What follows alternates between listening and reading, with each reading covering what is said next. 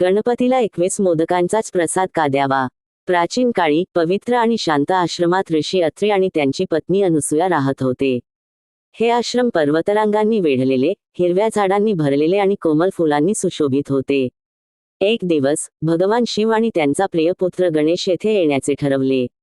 आश्रमाच्या दारात प्रवेश करताच अनुसूया यांनी हळूवार स्मितहास्याने, अतिथी देवतांच्या स्वागतासाठी घरातच गोड वातावरण निर्माण करणे आवश्यक आहे, असे सांगितले.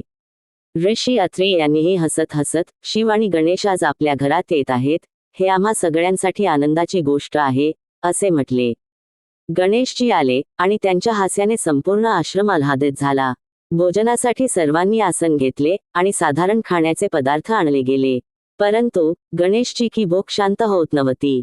त्यांनी जे काही खाल्ले तरी मन अपूर्ण राहिले. अनुसूया यांनी मनात विचार केला, गणेशाची भूक शांत करण्यासाठी काही विशेष करावे लागेल. तिने खास तिच्या हाताने बनवलेला मोदक तयार केला. मोदकात तांदूळ, खोबरे, गूळ आणि साखर यांचे मिश्रण होते आणि त्यावर एक हलका सुवास येत होता. गणेशाला मोदक दिला आणि तो एकदा चाखताच त्यांच्या चेहऱ्यावर समाधानाचे हास्य उमटले. त्यांच्या भूक मिटली. गणेशजी समाधानी झाले पाहून भगवान शिव यांनी त्यांच्या सवयीने 21 वेळा हलक्या डकार मारल्या. माता पार्वती ह्या दृश्याला पाहून आश्चर्यचकित झाल्या. त्यांनी विचारले, हे काय आहे?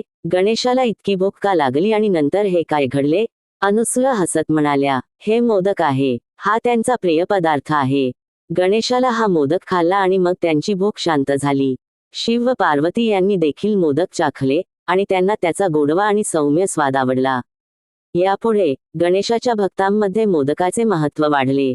भक्त गणेशाला मोदक अर्पण करतात, विशेषतः 21 मोदक, ज्यामुळे भगवान गणेश समाधानी होतात. गणेशाची मोदक आवड ही कथा आजही प्रत्येक गणेशोत्सवात लक्षात ठेवली जाते.